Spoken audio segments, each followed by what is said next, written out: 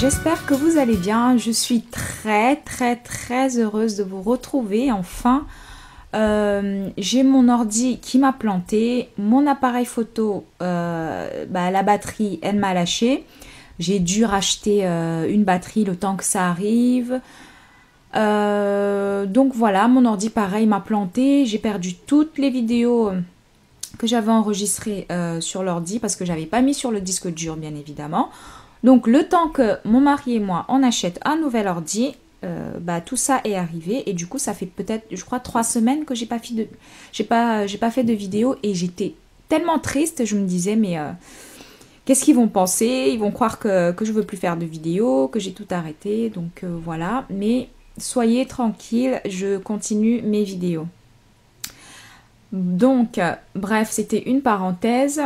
Voilà, sachez aussi que je vais changer le jour de mes vidéos. Je vais mettre le samedi, tout simplement parce que ce sont mes jours de congé. Donc je ferai mes éditions et mes vidéos bien sûr dans la semaine, et après je les éditerai le samedi ou dans la semaine. En tout cas, les vidéos seront publiées maintenant le samedi.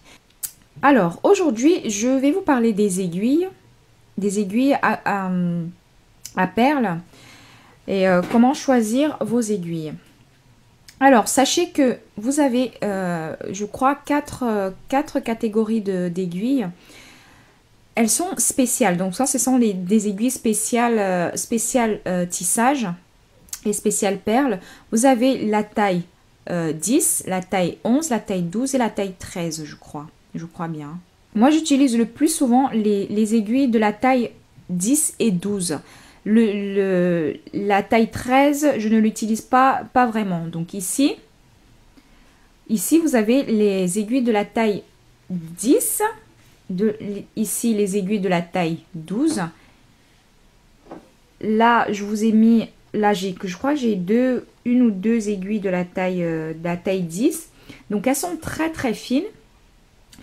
La chose la plus importante à savoir, c'est que plus le chiffre est gros, plus l'aiguille est fine. Donc ça veut dire que la taille 10, l'aiguille est assez... Alors, je vais vous montrer ça.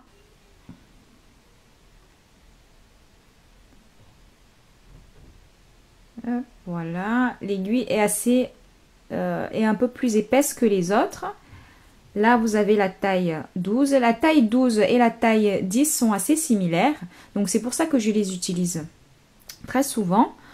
Ensuite, vous avez la taille 10. Donc, vous voyez, la taille 10 est la taille 13, pardon. La taille 13 est très fine. Donc, les aiguilles de la taille 11, je sais même plus. Ouais, je crois que je n'utilise jamais. Ça doit être aussi dans la même catégorie. Donc, sachez que les aiguilles que vous pouvez utiliser le plus souvent, c'est la taille 10 et la taille 12. Ce sont les plus communes. Donc, quand vous achetez vos aiguilles sur par exemple, Pearl & Co, parce que moi, c'est là que je commande le plus souvent, et sur le site Beadholic aussi. Donc, quand vous commandez vos aiguilles, regardez bien la taille. Elles arrivent souvent en plusieurs en paquets.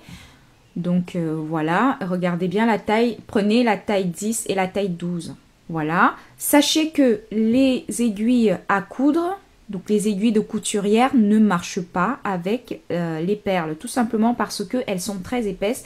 Le chat de l'aiguille de couturière est très épais, alors que le chat de l'aiguille à perles, c'est un chat assez fin et en longueur, alors que les aiguilles de couturière sont assez, je crois, ovales. Regardez bien, si vous avez des aiguilles de couturière, faites le test et vous verrez que ça ne rentre pas. Les aiguilles sont conçues spécialement pour rentrer dans les perles, dans les perles qui ont des trous assez petits.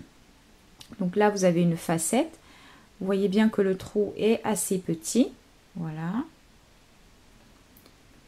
Ensuite, les perles, comme les perles Swarovski, vous voyez que souvent les perles Swarovski ont des trous mais très fins, et même des perles comment dire,